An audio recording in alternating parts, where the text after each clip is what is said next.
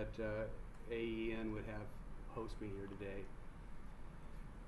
How might we understand the psychological and sociological processes involved in current mass protests where moral inversions, largely among the hyper-political left and the youth, could champion, if not idealize, a barbaric extremist terror organization as virtuous and noble, while demonizing the multi-ethnic, polyreligious, democratic, heterodox Israeli state as an evil entity. This is more than just clever propagandizing, galvanizing social conformity, driving such outpouring of hate.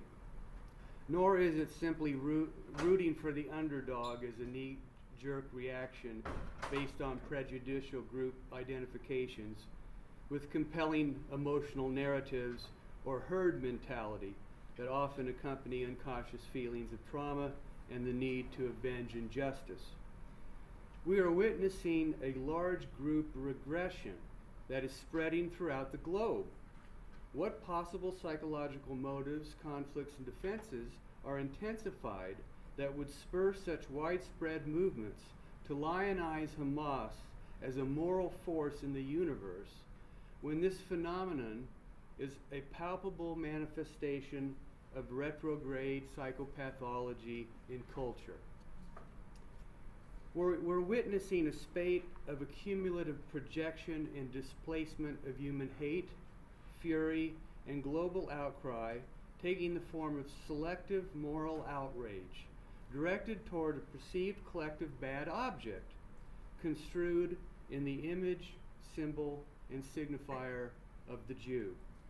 For Freud, we might see this phenomenon as a condensation and intertwining of the death drive, or Todestrieb, or what we might call a destructive principle, expressed as unbridled aggression that has become fixated through a moral judgment of condemnation infused within the fantasized bad object itself, hence justifying the wish for Jewish eradication as an ideal expression of justice.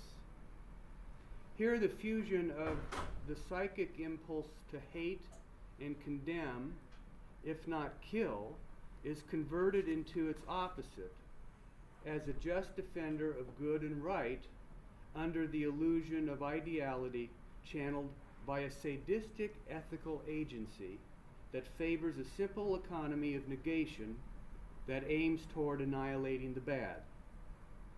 Because mobs and mass movements have no proper critical faculty of reason and merely conform to herd consciousness governed by group identification, spurred on by authoritarian influence, especially when espousing moral certainty, all forms of psychological disposition, including prejudice, malice, and malevolence, may enjoy circuitous, unconscious satisfaction within social collectives that such blind displacement affords.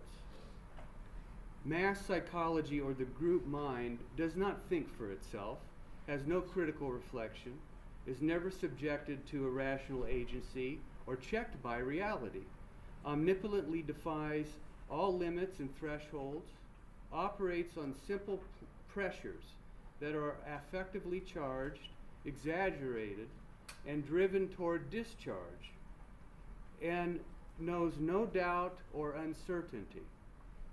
It impulsively acts through volatile eruption and goes to extremes, spurred on by excessive stimuli that conjure up the most primitive of compulsions in people.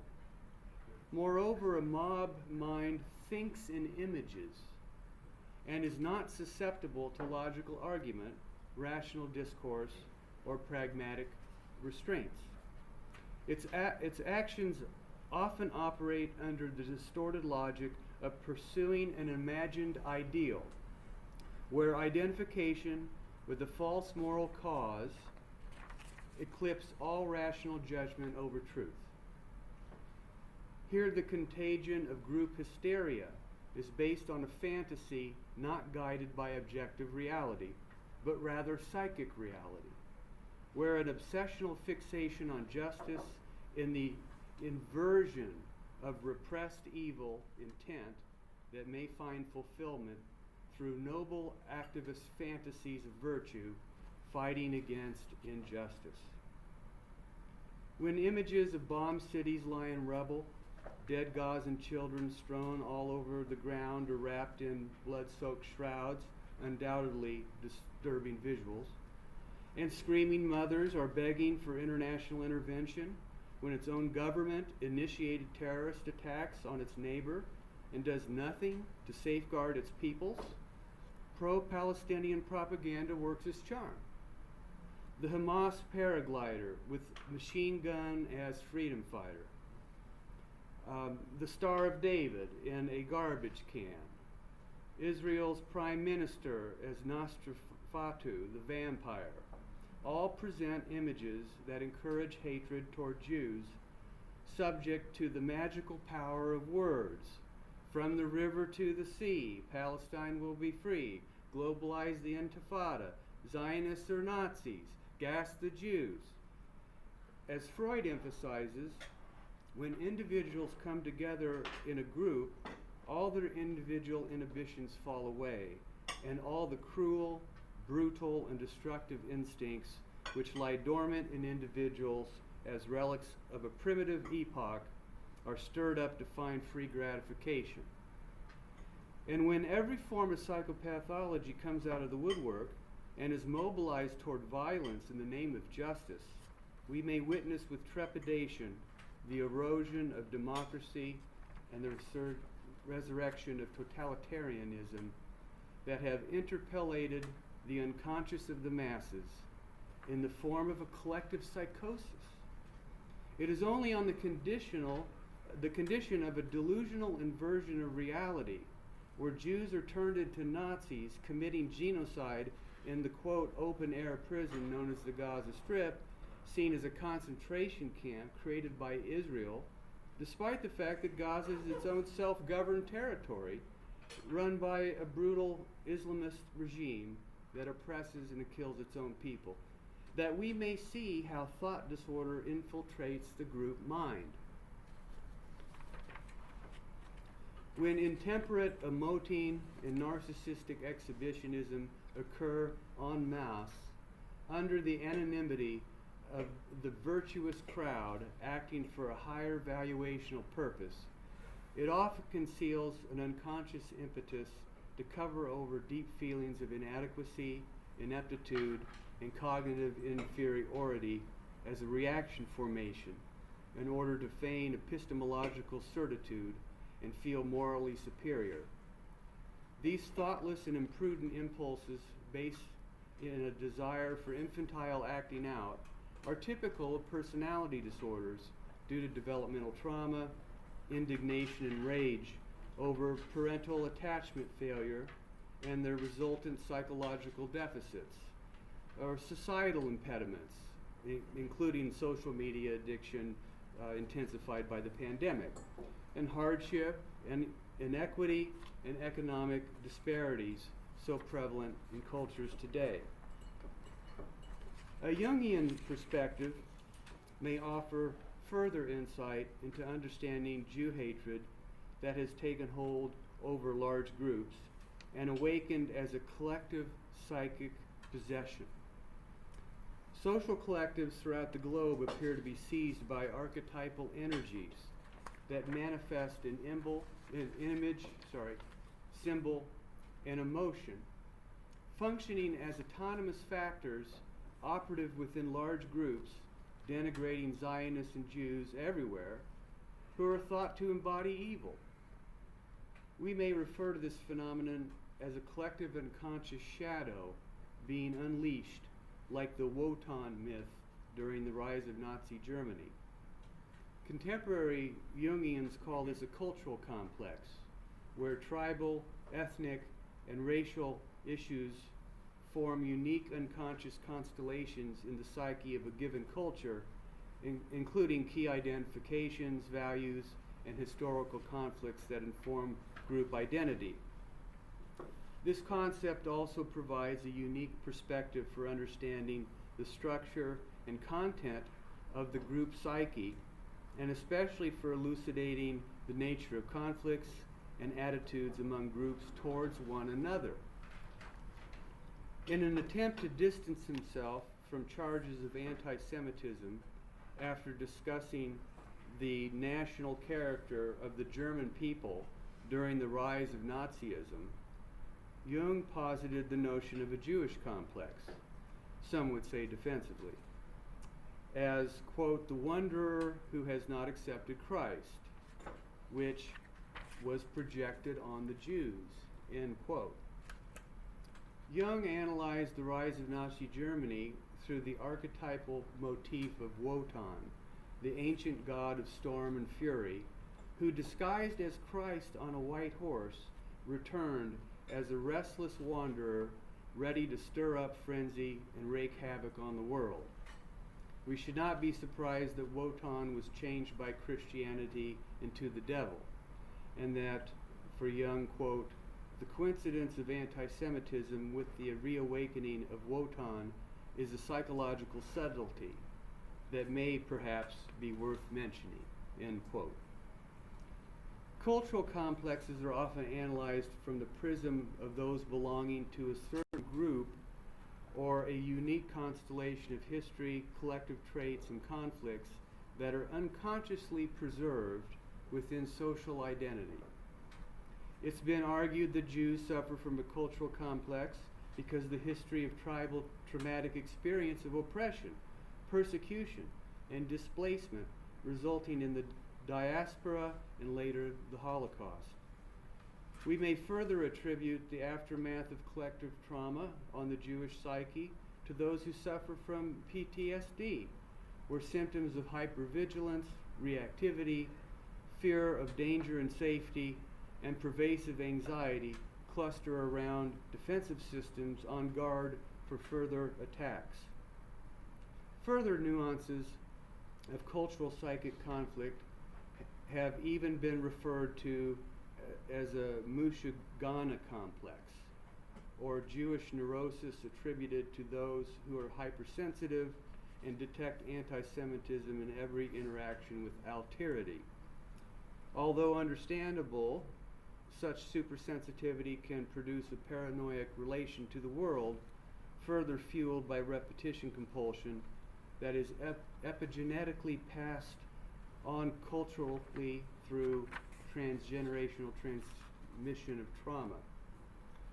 Still, we may consider the Jewish complex from the standpoint of non-Jewish identity, which leads us to ask, whose complex is it anyway? In Anti-Semite and Jew, Jean-Paul Sartre conceptualized the notion of hatred as a form of displacement or transference onto an imaginary bad object, namely Judaism and Jews, as the category of fantasy projection, a placeholder for blame and degradation. It was controversial in post-war France as it confronted the French with their racism. He largely analyzed the Jewish complex as being a cultural scapegoat for the disgruntled, envious, and aggrieved, but largely manufactured by the bourgeoisie of his day or the elites of ours, who stir up the prejudices of the youth and the working class. We may observe this today with the fomenting, seething hatred behind the protest movements directed toward the imaginary Jew who's perceived as the ultimate cause of Palestinian suffering, where witch hunts on campus and on the streets mobilized by sanctimonious students, woke academics, and professional agitators alike, financed by foreign state-sponsored agencies that lend material support to terror, who can induce frenzied crowds to seek a straw Zionist to burn. Scapegoating Jews is what I refer to in other contexts as the whipping boy complex, the chosen surrogate, the substitute that replaces the psychic weakness of others. The Jew as proxy stands in for the inferiority, inadequacy, jealousy, and sins of others, who shall be reproached and pilloried instead, hence fortifying the need for his designated evil other that serves as a body politic, justifying and granting permission to hate alterity. In Kleinian theory, the need to hate and destroy is fueled by splitting, envy, and projective identification, where schizoid and paranoid relations directed toward others fear the eventual return of their own projected destructiveness that may seep back in, attack, and destroy their own psychic integrity, hence maintaining the need to construct an enemy that is nefarious, morally wicked, and depraved, with the malicious intent to do them harm. This is often accompanied by resentment and lack, such as Nietzschean ressentiment, the rancor, hostility, and deep-seated dislike attributed to an object of animus, often with a bitter brooding over a perceived wrong, such as those who hold a grudge, tethered to the need for retaliation. But here such acrimony, spite, and emotional prejudices are cast on the symbolic Jew as a demonic and vile creature that should be destroyed, rather than acknowledging the depravity within that needs a displaced object to beat in order to achieve reprieve from internal torment or anguish. Whenever there, I should skip ahead. Actually, I still have a little time. Whenever there is envy, there is lack in desire. Anti-Jewish envy lacks what they have, for they desire the other's desire. Desire for the other's desire, something one does not have nor able to possess, must be spoiled, sullied, or destroyed through revolt. Might as well burn the house down, engulf it with flames so no one else can have any enjoyment, whether that be the sovereign Jewish state or those who support it. Herd behavior is encouraged by imitating others in the hope that through mimesis they will unconsciously acquire the other's desire, feel satisfaction, and hence fulfill the void as being in relation to lack. Mimetic desire of the crowd, those who know nothing about the Israeli-Palestinian conflict or their own mind, are seeking what they perceive the other has but they lack, where some group identification, participation mystique, and mob action brings some gratification, even though they do not even know what they want or what they stand for. Here, protest of the other is a substitution for self-revolt that stands in for one's own lack of self-reflection and authenticity, the disavowal of their own insignificance. We want what we lack. We look to others to find our desire, to tell us what we desire, to think and act in order to fill the lack, as masses are generally unconscious of what they truly want. So in conclusion, the mass protests against Israel and Zionism are symptomatic of a combination of psychological, socio-symbolic, and politico-historical factors. One, ignorance of history, the actual tenets of religious creed, including its fundamentalist versions, factual news, and the complexity of geopolitics. Two, disinformation and propaganda spread via social media that manipulates the images we see and their associated ideological narratives. Three, the binary logic and simple economy of splitting groups into antithetical social divisions based on a hegemony of power and oppression, where identity and difference are hierarchically positioned without considering contextual complexity. Four, the valuational order and priority assigned to those ontological divisions, including axiological conceit as moral conviction that condemns one group while exalting the other. And 5, the need to displace contempt, aggression, and sadism through unconscious evacuation onto a designated imaginary or fantasized bad object, motivated by envy and hate based in feelings of lack, helplessness, inferiority, insignificance, and jealousy for Jewish life. For the masses who cannot hold the tension between opposites, who cannot entertain a transcendent function dialectically mediated through civil dialogue, diplomacy, compromise, and mutual recognition, just in order to dig in their heels in defiance, then they will surely contribute to more social fracturing and discord. When protest is based on ignorance, blind violence, radical ideology, and unrealistic demands that call for social revolution without a discernible, constructive goal of reconciliation and resolution, then this has nothing to do with promoting peace. Here we can expect that objective reality will eventually announce its presence, whether welcome or not. Thank you.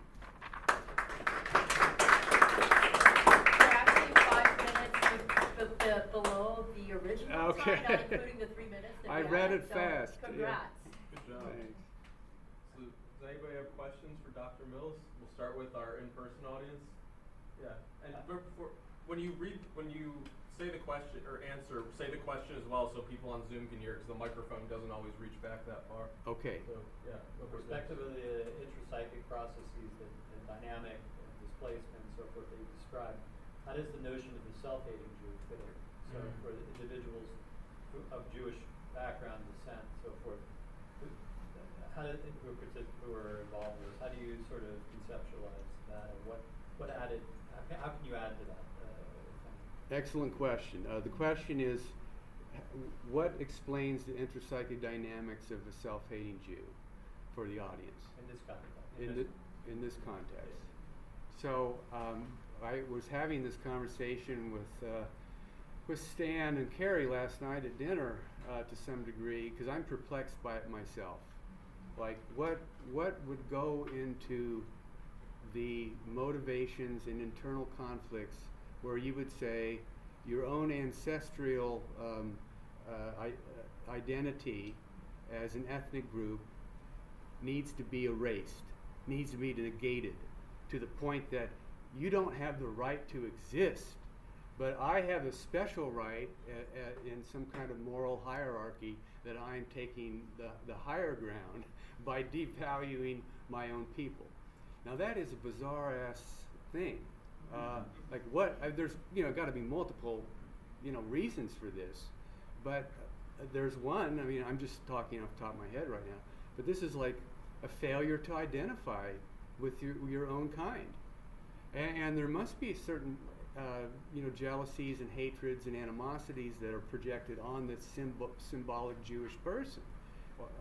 Or why would you do that? I mean, because we often just don't like people. That's fine. I don't like it. This person's an asshole. So, but you don't say that about a whole group. And like, imagine the whole. It's just like saying, okay, Cameroon should not exist. We should just wipe it off the face of Africa.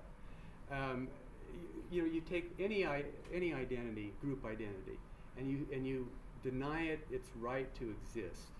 Is a really, it's a deflection of extreme, almost murderous hatred that finds a displaced object. Now that might not be what really drives people. I mean, what drives people is like I being examined in the larger community that I work in, live in, want to excel in, let's say in academia, and there's certain types of unconscious pressures to, more or less take on a herd mentality. Because I want to conform, I want to get accepted by the bigger group, and I'm going to keep my mouth shut. And a lot of people are terrified. I mean, people are afraid. I mean, all my almost all of my Jewish friends don't speak out because they don't want to get canceled. And yet there seems to be, to me, an obligation that we have, and that's why I'm speaking out. But I know that people have ambivalence about this, taking a social moral stance politically. So I don't want to water it down, but I definitely think that we should start revisiting why is this happening. And I would imagine a lot of American Jews just don't identify with Israelis because they don't live there. And there's some kind of, you're afforded the distance of not really belonging, not really identifying with the culture. But when you hear these uncritical things, I just can't imagine, like anyone who's, I've been to Israel 3 times to lecture. I mean, you've got Jews and Arabs and Christians and Bali. They're all in the same class. They're there. They're going to school together. 20% are Arab, I believe. They're going to university. There's no apartheid. I mean, this is like somebody's just making this up. I mean, you don't see segregation there. People can go wherever they want. Of course, there's the issue of settlements. I'll leave that aside. Of course, there's the issue of the politics of the right-wing government. I'll leave that aside. But again, just jumping to conclusions, it is bizarre. And the whole BDS movement. Do you realize you're cutting off your own leg if you were not to have an academic and technical connection with Israel, who makes all these technologies like WhatsApp, all the computer technologies that we use for medicine, all kinds of things, innovations with agriculture. If you really cut them out, then you're not going to get your goodies in the hospital. So think before you speak is where I'm on, and educate people before they just jump the gun. And let's have people introduce themselves with their name and where they're from when they first talk. So I think Sergey, Stan, and then someone else had a hand up. So Sergey, I guess we'll start with you. Related to that question, the one argument you often hear from Jews who very critical of Israel and support this whole mess that we're in, that they're actually being Jewish because social justice, or tikkun olam even, this idea of repairing the world that they think they inherited from Jewish theology, that because they're for social justice, they have to criticize Israel. So how do we explain that from your theoretical perspective? Okay, so the question is that Jews feel they need to criticize Israel based upon a greater moral principle of fighting social injustices. As a Judaic value. As a value.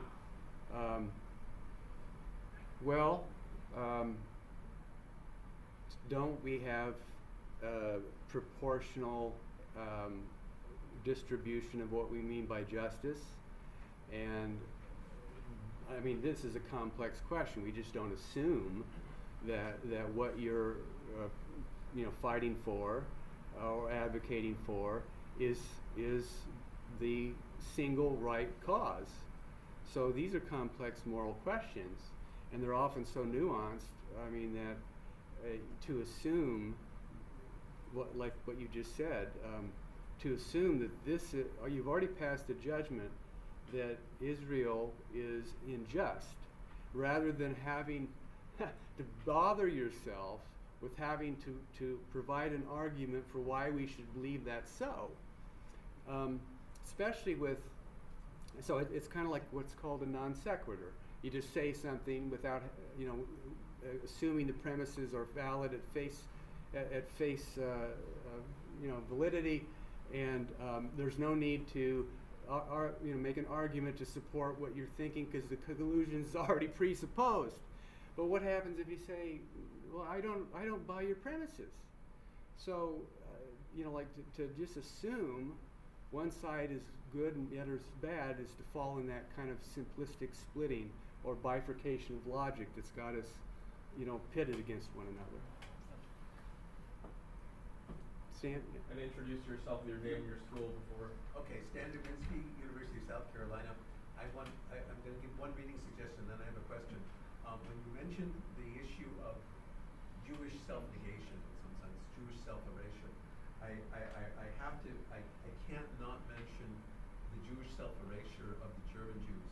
And the go-to on this is Amos Alon's book called The Pity of It All, A History of Jews in Germany, 1743 to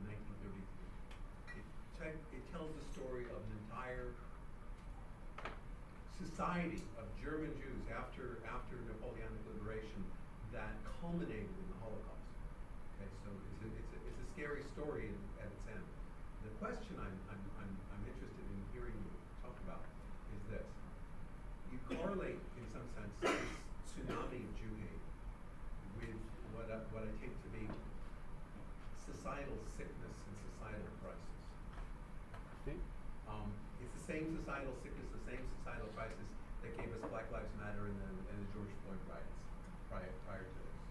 So to what extent is this tsunami of Jew hate somewhat serendipitous, in the sense that had there not been the Gaza invasion, had there not been some trigger, right, it might not have exploded in the way we're seeing it now. And is it possibly the case that if you fix the sickness, in other words, if we cure the Black Death, we stop getting Jewish massacres? If we cure the social media sickness, if we cure the societal illnesses that emanate from COVID and the post-COVID world, that maybe our society stops being quite as sick as it currently is, and it calms down and the tsunami of Jew hate recedes. Mm-hmm. I'd just like to hear what you think about that. Okay, so the summary of the question is, if the premise is that we live in a sick society and certain social events triggered this upsurge of Jew hatred, what can more or less we reflect upon and learn from that, and how do we fix it? I'm being simplistic, Stan, for you, but well, yeah. So it's interesting because usually it does take events like the pandemic to seize people and jar them out of their complacency or their worldview, and we all have experienced what that has meant because we've all gone through it. But at the height of that was the George Floyd murder, and the same. Like I take your point well, because just like it spread, anti-racism spread and protests spread throughout the world, just like we see now. But the difference here is that it went from this generic system of oppression and anti-whiteness as these imperial oppressors of minority racialized groups. Well, why would this now shift to, more or less a displacement of white hatred onto Jews, if following your thinking? So there somehow, how did it that generic whitey like me, who stands for male oppression and hierarchy and hegemony and colonization and all the lingo and postmodern crap that nobody even knows how to define what they're talking about, gets then twisted in there's somebody even more to blame, and why do you get the special medal for that?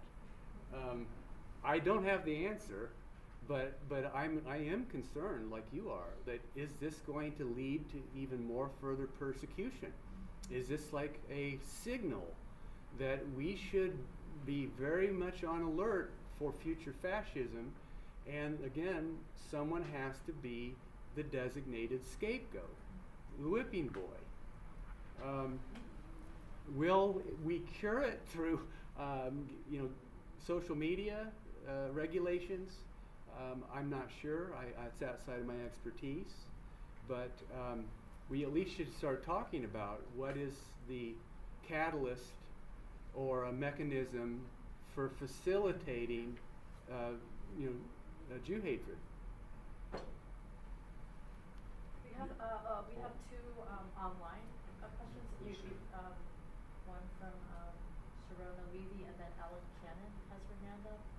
Do you want to address that? Yeah, we can do that, and then Luis will go to you afterwards. No, So Ellen, if you want to unmute yourself, go ahead and unmute. Also Sharona's question. You're unmuted, Ellen. Thank you. Thank you so much for this wonderful discussion. To what extent is the lack of knowledge of Jewish text over 2,000 years old, which is amazingly fruitful as a source of strength in its detail for behavior in a complex situation in a world that we are trying to make our way, to what extent are we responsible for our own lack of knowledge? For example, I happen to be an observant Jew. We just celebrated the wonderful Chag of the Shavuos. We studied way into the night. And what never escaped me for the moment is how much specificity and application is involved in learning Jewish text. You don't have to observe, but you do have to know what is the backbone of these values. To what extent is our failure to know those texts a source of problem to us? Thank you. Well, thank you for the question. I'll have to defer to my lack of knowledge about these texts. But obviously, if people are alienated from their own history, that's problematic, because you won't be able to pass on the teachings and educate people, let alone maybe adopt certain principles to live your own life by. And so I think your message is a very clear one, that people should be reacquainted with their historical ancestral past, and even if you don't agree with it, being aware of it and being knowledgeable of it is certainly part of a collective identity. I'll just add, everything from when they view us as exploitative or greedy or massively individualistic as opposed to collective. Once again, when do you go back to a good starting point is the 5 books of Moses, especially the latest Korn edition, edited by Rabbi Sachs of blessed memory. Whether it's labor conditions, criminal law, what we end up saying is this, it's quite ignorant. We go, Tikkun Olam is part of who we are. No, you don't know what we are, if that is what you are saying. There isn't a part of our lives that cannot be addressed by knowledge. And again, it's not about observance, but it is when we're looking at the difference between Islam and Islamism. We go back to the original text to understand. When we're looking at the source of Christianity hating us, we're able to read the texts and lectures. So I'm asking us to really consider becoming our own best source of Jewish survival, as well as dignity, in ways that we haven't approached in AEN.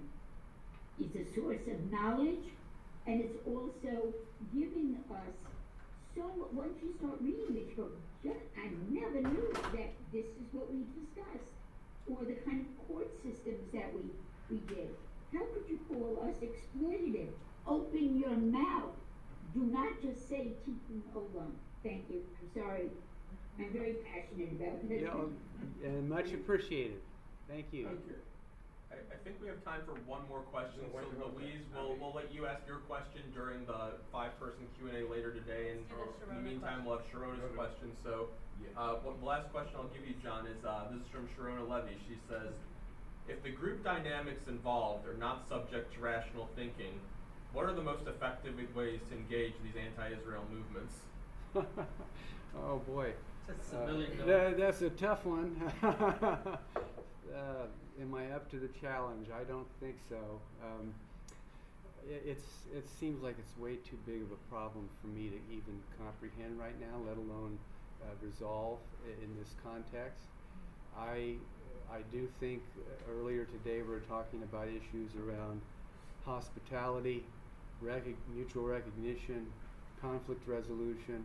How do we get enemies to come to the table to break bread? Well, even that discussion led to there's no way that they're ever going to be able to have a meal together.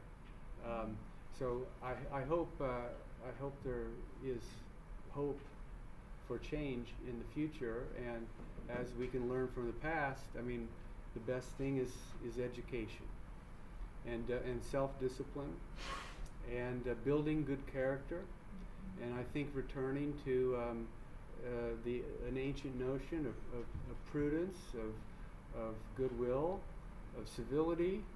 I mean, this is what democracy is based in.